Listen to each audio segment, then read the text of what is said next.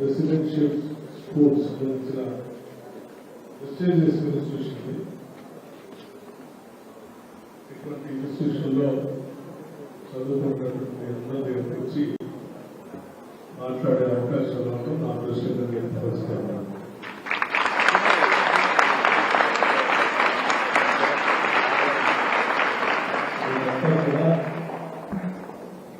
రాష్ట్ర వ్యాప్తంగా ఉన్నటువంటి వివిధ ప్రాంతాల నుంచి అనేక పాఠశాలల్లో బాగా గొప్పగా చదువుకుంటున్నటువంటి విద్యార్థులు ఆ పాఠశాల నుంచి ఎక్సలెంట్ డెవలప్ తీసుకొచ్చి ఇక్కడ స్పెషల్ కోచింగ్ ఇచ్చి గవర్నమెంట్ ప్రత్యేక శ్రద్ధ ఏర్పాటు చేసినటువంటి రెసిడెన్షియల్ స్కూల్. కాబట్టి స్కూల్లో నాతో పాటు ఈరోజు గౌరవ రాష్ట్ర మంత్రివర్యులు పెద్దలు ఇన్ఛార్జ్ మంత్రివర్యులు కూడా జిల్లా శ్రీ పొన్నం ప్రభాకర్ గారు, అలాగే మిత్రులు మాజీ శాసనసభ్యులు సంపత్ కుమార్ గారు, శాసన మండలి సభ్యులు తీర్మాన్ మదన్న గారు, ఇంకా కార్పొరేషన్ చైర్మన్ సోదరుడు ప్రీతం గారు, సీతారామకృష్ణ గారు, మేమందరం కలిసి ఈరోజు మీతో కొంత సమయం గడపాలని, అంటే ఇక్కడ ఉన్నటువంటి సమస్యలు తెలుసుకొని ఆ సమస్యలను పరిష్కరించాలన్నటువంటి ఆలోచనతోనే కూర్చాం. మీ అందరికీ తెలిసిందే, నూతనంగా ఈ రాష్ట్రంలో పీపుల్స్ గవర్నమెంట్ ఏర్పడింది. పేదవాళ్ళ కోసం, మధ్యతరగతి కుటుంబాల కోసం, ఇబ్బందుల్లో ఉన్నటువంటి వాళ్ళందరి కోసం ప్రజలంతా పోరాటం చేసి ప్రజాప్రభుత్వాన్ని ఏర్పాటు చేస్తున్నారు.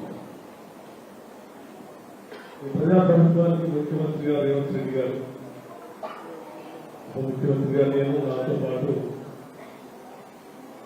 ఇక్కడికి వచ్చిన పొన్నం ప్రభాకర్ గారితో పాటు మిగతా మంత్రివర్గ సభ్యులందరూ కూడా ఈ రాష్ట్ర సంపద, ఈ రాష్ట్ర ప్రజలు ఇలాంటి బిడ్డల కోసం ప్రత్యేక ఖర్చు పెట్టాలనేటువంటి ఆలోచన లక్ష్యంతో ఈ ప్రభుత్వం పనిచేస్తాం.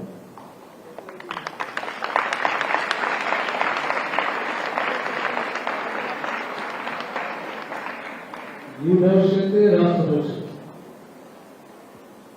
మీరు బాగా చదువుకొని ఉన్నతంగా తయారై అద్భుతమైనటువంటి మానవ వనరులుగా ప్రపంచంతో పోటీ పడితే ఈ రాష్ట్రం పోటీ పడుతుందని భావిస్తాము. ఇంకోసమే రాష్ట్ర ప్రభుత్వం విద్యకి, వైద్యానికి అత్యంత నిధులు కేటాయిస్తూ రాష్ట్రంలో పుట్టిన ప్రతి బిడ్డ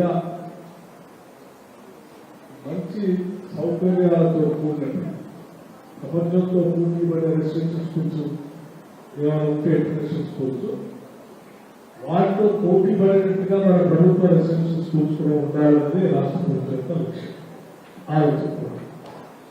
దానికోసమే రాష్ట్రంలో తెలంగాణ పబ్లిక్ స్కూల్స్ అనే కొత్త గ్యారంటీని కూడా రాష్ట్ర ప్రభుత్వం ప్రకటించి దాన్ని కూడా బడ్జెట్ ప్రకటించింది.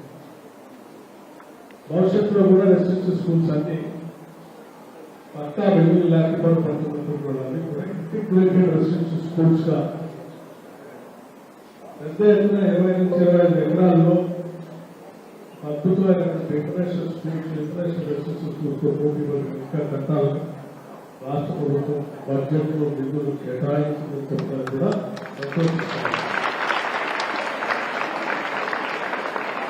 విద్యార్థులంతా ఇప్పుడు మాట్లాడినటువంటి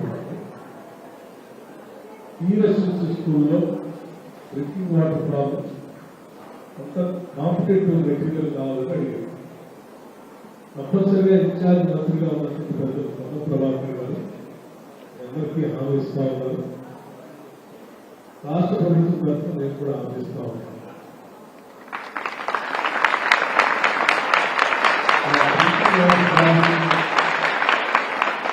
ఇక్కడ గ్రౌండ్ వాటర్ సరిగా లేదు, బోర్లు వేస్తే రాదు. కాబట్టి తెస్తున్నటువంటి మందిర వాటర్ని మనం కెపాసిటీ పెంచుకొని అవసరమైతే మీకు అడిషనల్గా ఒక ట్యాంక్ కట్టుకుంటే సరిపోతుంది. మంత్రిగా రావాలి